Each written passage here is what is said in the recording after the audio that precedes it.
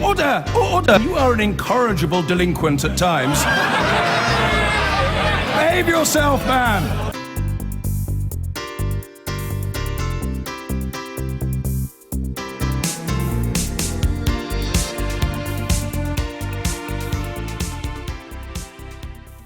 Now to the papers, a lot to get through. Sunday Mirror has a genuine scoop here. John Prescott has said that Tony Blair forced us into an illegal war. He's used the illegal word. I think the phone lines to Hull will be thrumming this morning.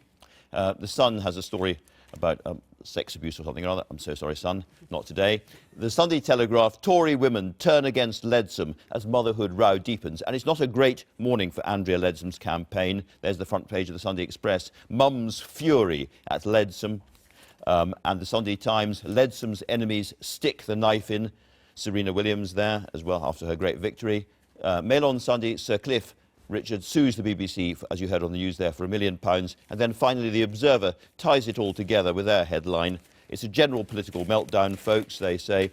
Labour and Conservatives in turmoil as battles for leadership turn ugly. And there's Jeremy Corbyn saying that he's not going and looking very calm there. Now, lots to talk about. I think we're going to start with you, Aisha.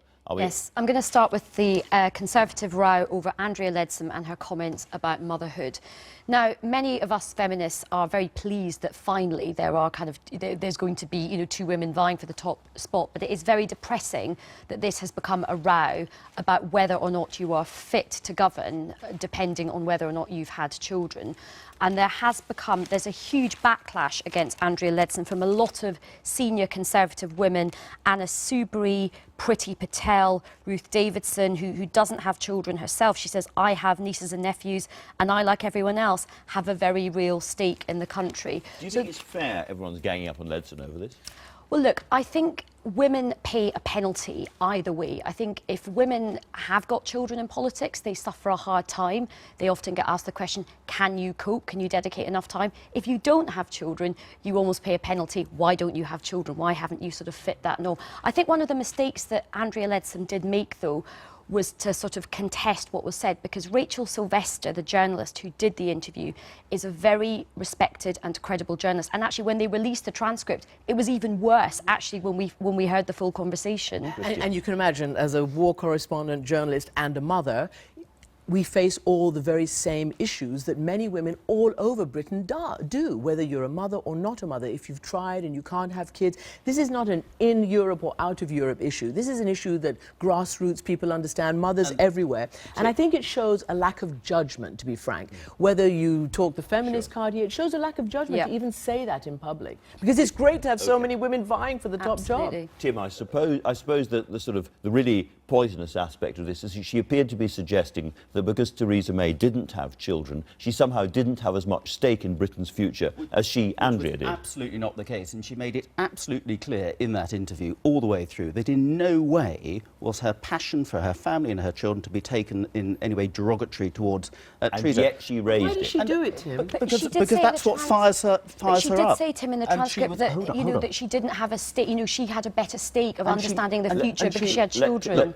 People are fired up and inspired by different things. In Andrea's case, and I've known her, I'm godfather to her eldest son. Her children are the thing that really fires her up. Andy Murray today has said the most important thing for him now is his family. So is he criticising other tennis players who don't have children? Would we be having this argument if these were two men as the candidates? We definitely would be having this argument. Can I ask a slightly wider question? Because in all the analysis of the Leadsom versus May battle, it's being suggested that this is a kind of culture war as well. This is, as it were, the traditional Conservative right, Ian Duncan Smith and so forth, a bit more sceptical about gay marriage, a bit less liberal about some of the things that came in under the modernisers in the Cameron era, getting back perhaps your final chance to take back the Conservative Party. There's nothing traditional about Andrea in this respect. This is not about trying to take back control of the Conservative Party. This is a fresh candidate in Andrea Leadsom, who has much more experience outside of politics and all the other candidates put together. And you picked a story in the Sunday Times which analyses the two campaigns. Well, I think,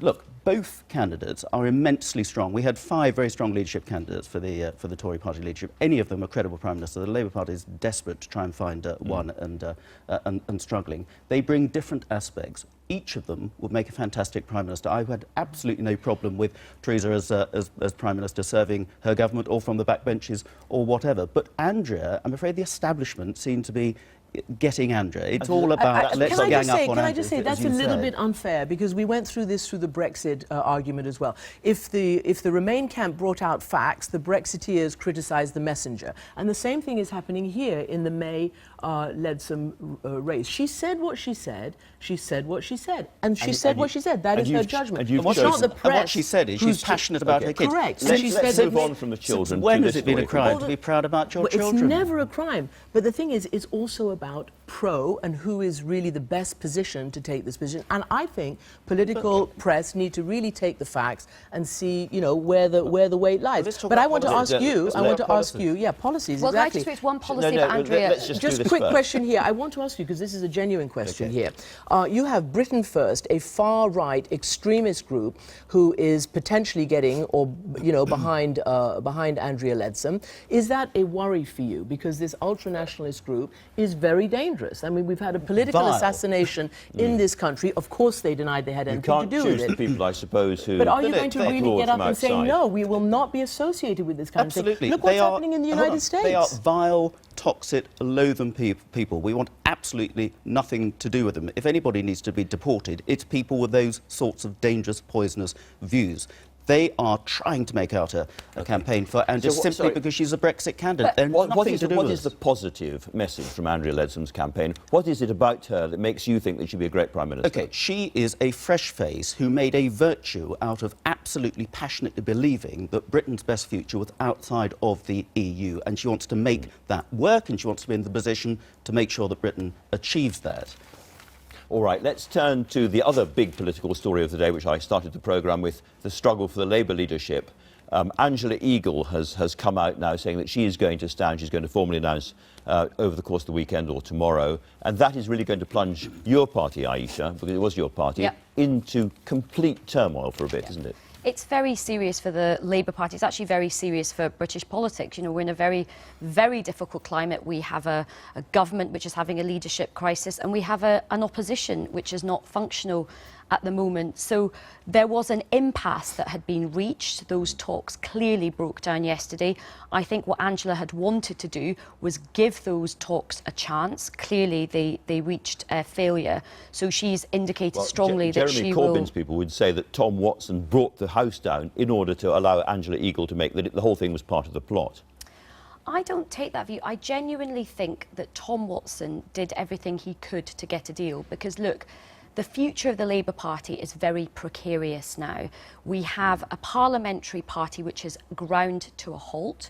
We have a leader who cannot command the respect of Parliament. Yes, the members are important, the voter is important, but your MPs in Parliament are important. So I think it is right that Angela is going to launch a campaign, because we have to try and find some way forward for the Labour Party. Now, Aisha, I said right at the top of the programme that this was going to be a brutal and damaging campaign or something like that. And some people may think, why am I saying that? But you've got some tweets, I think, there which give a little bit of a sense of some of what's being said already before it's got going properly. I mean, the climate in the Labour Party has become very hostile, particularly against women. There's a lot of misogyny, there's a lot of homophobia. Angela Eagle particularly is now at the receiving end, having had the temerity to challenge Jeremy. She really is receiving quite disgusting abuse. There is a Twitter feed called Gentler Politics. I can't actually read out most of the tweets because they're so vile. But let me give you a flavour of how a lot of women, particularly in the Labour Party, who have expressed a view against Jeremy Corbyn. One MP said to me, look, we used to get together on caucus and talk about the equal pay gap, childcare. We are now dealing with death threats, rape threats, threats to our family, and some of this, not all of it, but some of it is coming from Jeremy Corbyn supporters. Now, I know you're also a stand-up comic, and your new show, Tales from the Pink Bus, is about women in politics. Is it going to deal with some of these darker sides of being a woman in politics? Yes, it does. I mean, it's a very honest show about my time in the Labour Party and how difficult it is for women in power, but hopefully we will see that change soon. Maybe one time, instead of music at the end of the show will get you there to do a bit of a number. Great Tim, plug for her show, though. You've got a story from The Observer, I think, about voter turnout. Interesting story, because we always wonder, how interested are people in what's going on, really? Well, if there's one really encouraging thing about the referendum, one, the turnout was 72%, the highest turnout in a national election since 1992. But a survey, quite comprehensive survey from the LIC, has shown that amongst young people, 18 to 24-year-olds, who are the most reluctant voters, the turnout was 64%.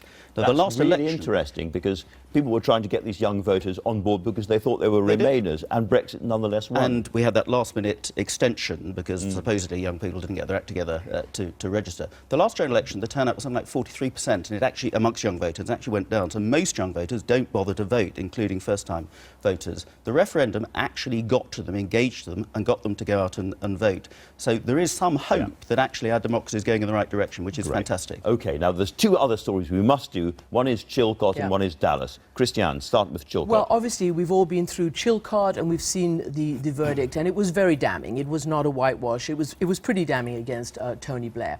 He didn't get away with it, so to speak, in the court of public opinion. I would say, having covered the war, I remember that the actual war itself was won pretty quickly with relatively fewer casualties than the post-war. I think the big lesson going forward, if we want to go forward, is the absolutely atrocious negligence by mostly the Americans of the lack of post-planning. And I was there, I saw it. I remember reporting first the looting, and we were told by Donald Rumsfeld, that's not looting, that's the same, you know, porcelain vase coming out over and over. It's the State Department and the Foreign Office. Well, it's the Pentagon, actually. To be very frank, it was the Pentagon in the United States under Donald Rumsfeld who poo-pooed any idea of professional post-war planning and failed to recognize and denied the insurgency. And that was really terrible. Then you had the surge. We're going to talk to David Then you had the in a moment surge, and that stopped about what Al-Qaeda. happens next. Very interesting. The other story we absolutely must do is Dallas. Well, the Dallas friend, shootings. OK, well, I just wanted to say that Marie Colvin, who was killed... I know, there's a legal case now. There's a legal case. Well, Dallas